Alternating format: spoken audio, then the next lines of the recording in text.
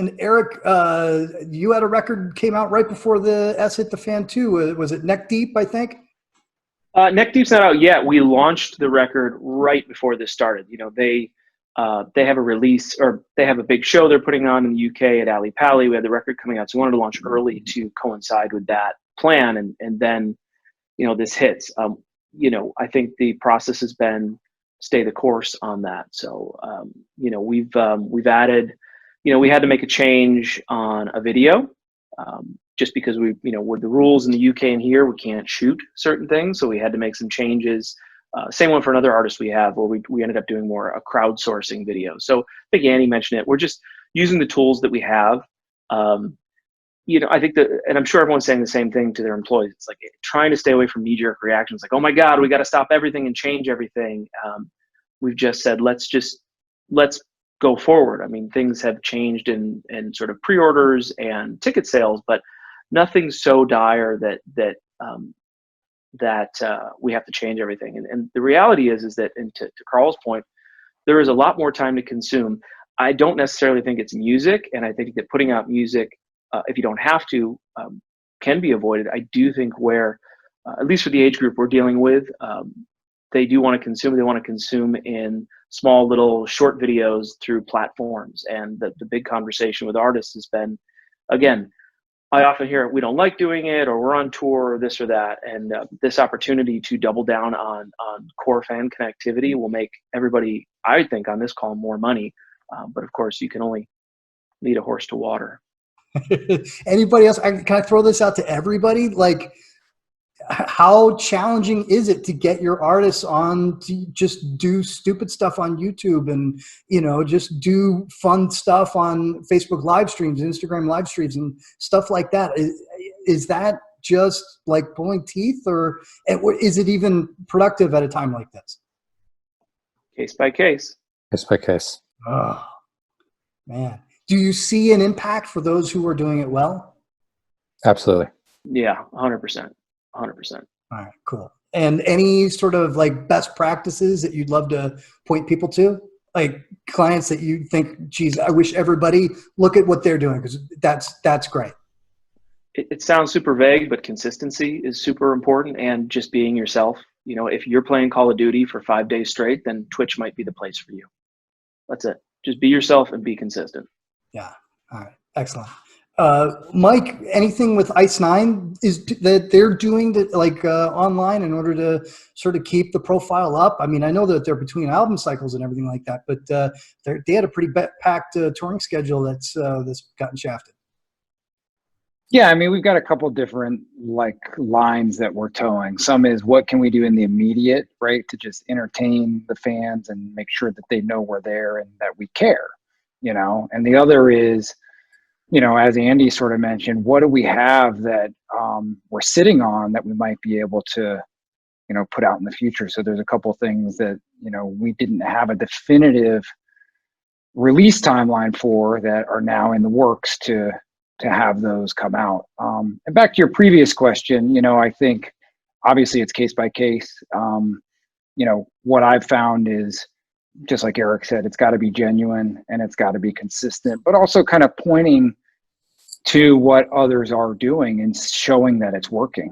You know, I've seen a number of things kind of come up, and, you know, Bad Wolves, for instance, who's at 10th Street, they put up a Patreon and they kind of threw it out there, you know, and I think they're learning along the way, but the bottom line is people are coming to it. And yeah, if they'd have strategized and spent another 2 weeks, you know, maybe they could have made the profitability more. But if they waited 2 weeks, they might have lost that to, you know, I saw Circa Survive. I know that's not the same core fan base, but more and more people are getting to it. So I think, you know, it's really, I'm trying to see what, as I think Andy said, you know, what can we put out there that doesn't have to be completely polished? Can we do that now? And then going and polishing some of the things so that can come later.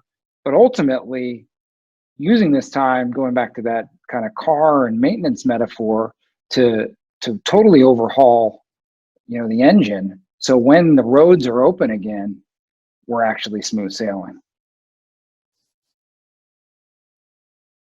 It's great. Blasco, can I ask you, I'm not sure about like on your roster strategically where you are with each of them, but are there clients that you've got where strategically there's a place you wanted them to get to and a strategy to get there, and this is either a really great opportunity to like double down on that strategy or has caused you to have to iterate? Maybe this isn't a situation that you're facing, but I throw that out just in case.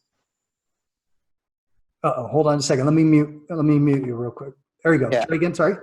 I think my takeaway from all of this is that artists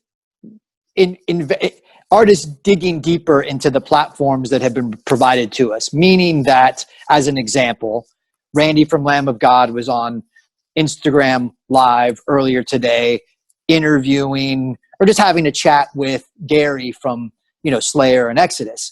And because, Gary was, he had the COVID coronavirus, right? And so he was asking him about it and stuff. So these are maybe things that weren't happening before that maybe should continue to happen, right? So to me, the positive takeaway is you've got all these artists that are now uncovering the depth of what these platforms are, to where, engaging your fans. Like on that chat they had, when I popped in there was like 1,000 people in there watching it. And so they're clearly engaged. So I feel like if artists can really kind of take this time and learn from it, and whenever we all hopefully go back to some sense of normality, that they don't just forget this time. Like it would be great if they continued to have chats and Instagram lives and Zoom calls, and know that you can connect with your fan base on all these different angles of these platforms. So that's kind of how I walk away from this. Is I hope it continues. Yeah, awesome. Thank you. Carl, you kind of set us off on this. Are there any of these particular platforms that you are particularly fond of, or that during this time, seeing more YouTube, more Instagram followers, that sort of thing, is going to turn you on more as you consider artists that you want to sign in the future? Is this going to change anything at all on the metric side of things? Honestly, I don't think anything's going to move the dial as far as what I'm looking for as far as signing and things like that. At the same time, I am looking for, for the bands on whether it's on the label or management, or things that they can do, during this time that might monetize something for them. And it's been weird because I've talked to them, and there's been an initiative. There's a number of great labels. Actually, Fearless has been amazing. They've sent over the list of basically everything that's potential for an artist to do right now, that could generate something for them, online. And we've been going through that with, with bands I manage, and I've obviously utilized that because Fearless has done a better job than I have for my label clients. So thank you, Andy, because I'm using that for them. And and we're looking at it to see, like, all right, what makes sense. And a lot of my bands are too small, where it's like, listen, you do something in a vacuum, it's no one cares. So it is what it is. But for the larger bands, there's definitely some things out there that could make sense and generate some revenue. And then other bands, I had a conversation with one of my clients today. I was like, hey, you should do this. You have a huge base and a big following, and I know right now you're going to be home for the next 6 months, and you've been home for a couple months prior to this, and let's do something. And and we just went back and forth on discussion. They're just like, it's the same argument with, do you want to play a basketball game in front of nobody? Vince McMahon just had WrestleMania in front of nobody. And, as far as I can tell from the internet, that went pretty good. But talking to, to this band, they're like, just, like, that doesn't work for us. So they're like, it's just like, I feel like that's going to let people behind the curtain, and it's not what we want to project to our fans and our audience, and more so to what we want to become. So it's been weird. And I'm not entirely sure, what the best bet is for them. But yeah, there's definitely nothing as far as the online thing goes that makes me be like, fuck yeah, you guys are doing this. nothing new. I'll preface it that way. Nothing new that I'm like, oh, you guys are doing this. That makes me want to, like look at what you're doing and sign you. Because from the get-go, I've always said any band I want to sign, I want to work with them, not for them. So I've always wanted to go after bands that are already doing things and working. And in this environment, yeah, there's going to be bands that are going to come out, that are going to figure things out and be creative and do more than other bands. And yeah, that'll definitely turn people's heads. I don't know the extent that that's going to make a difference, but it'll definitely open eyes. It's funny because you sort of put the thought in my head, like, that this could be looked at as almost like a MySpace era in a way where, some bands are going to really, really embrace this and do something awesome and unique with it. And just on the basis of that alone might be able to get the attention of people like you, but perhaps not. No, absolutely. I mean, bands are going to do things that make sense. I mean, ever since internet popped off, there's been bands that have figured it out. There's been bands that have like figured out how to work on their, but it's always been this double-edged sword. I mean, we all know a bunch of bands that have figured out the right songs to cover in their garage and put online and pop off on YouTube and, and then in turn Spotify and things like that. And that meanwhile, they have no legitimate real following, that there's no, like, no one's going to see them live or things like that. Blasco was making, denoted my Nickelback plaque back there, but and that was one of the first things I did when I was at Roadrunner, when one of the only job I've ever had. But like, you look at it and there's like, there's things that bands can do that are going to get attention, and that's going to garner some spins online and that sort of thing. But is that going to, it's just a matter of what it's going to result in, whether as far as people coming to shows, building a general fan base and things like that. So, that's the key. And I don't know how much you can do right now when you can't leave the house to, like, build a real legit fan base.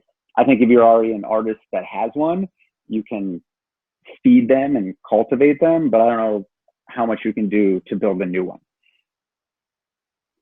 Yeah, that's a really good point. And there's something that I myself and probably everyone here is, you see something, whether it's getting your attention, you love the songs, or it has all the right, things you're looking for. But I'm always a person that has to get on a flight and go see it live. And it's really hard for me to want to sign anything or be involved in something that I can't see live and look and see, hey, it might be rough, but I can see where it ends up. So we're not going to be able to do that anytime soon. And obviously, I think in our space, it's a little different. People want to learn their instruments. There's been a little bit of a rebirth for that. But, in other spaces, maybe the urban space, and, where the streaming can go bonkers and everything. But, the kid's never left his bedroom and he's deathly afraid of the stage. And that's happened lots of times. There are a lot of things that my friends work with, and whether they're the managers or the agents, and they're like, holy shit, like, this guy's doing this kind of business with his own self-released music, but he can't get on stage, So again, my gut is always to go see it live and to, meet people and get a vibe of people. And I like speaking to the artists. I want to see where their head's at, where their vision, where their lives, their backgrounds, because I think in the day, if you're signing an artist, it's a true partnership. It's like, between you, the agent, the manager, you're the parents now. So, you kind of want to get that. And I think it's hard to see something, on some videos and then go and sign a deal. So. And Andy, when I know this sounds like a real basic question, but I get this all the time from our following, but like when you go to see a band live that you're considering signing, how much of a factor is it that there are a lot of people in that room versus just seeing somebody in front of almost nobody except for you, and they just light your soul up, Yeah, it can be 0 people in the room. I can care less. Okay. It's even better if there's 0 people in the room and you're great and you can see the passion on stage and they're caring. It's better than guys sitting there, looking down the floor and burning holes through their shoes. Like if they're scared to be on stage in front of 0, I hate to tell them, the first year or 2 might be in front of 0. And Eric, I assume you're you sort of the same way. Are you planning on getting on some of these cheap American Airlines flights as soon as this blows over to fly across the country to see bands all over the place, or what? I mean, you know, Andy, you said everything that's smart about this. Is really, and am I going to get cheap flights when this is over? I hope they still exist when it's over. That'd be real nice. And I hope that bands are playing and that I can go and see them. And I wouldn't mind if there was no one in the room, because clearly this thing is just not packing up and going away. So less people's would be all right with me right now in a room. But yeah, I mean, look, I think that everything that Andy said is true. I mean, I'd like to go and see it live. I'd like to be there. I want to have the conversation. I don't want to just something might catch my eye, and it might be content. It might be numbers, but at the end of the day, I still have to go through a process. It's not just, you know, me inside of a room. There's a lot more of us at the company that need to work on this. And so we can't just bring in anything. And do you anticipate that there's just this backlog and then it's just going to be a signing spree in the fourth quarter of this year, first quarter next? Or is it just everything's on pause and it'll be business as normal once this gets over? You know, it's hard to say. I think if there is a signing spree, then that means there's a lot of great artists to sign that I was able to go and see. There were things in motion from last year and the top of this year that are still in process. Are there things that I'm talking to that I can't make any moves on? Possibly. Might I, you know, there's someone above me who might say it doesn't matter, we should just get in business with that. Then I'll follow that. I'll follow that pathway. So, you know, it's so hard. I hate to keep saying case by case, but it just depends. You know, if there's something amazing that's undeniable and there's a fair amount of competition and it's not going to leave that space to wait, then I'll have to make those decisions based on that criteria. Thank you.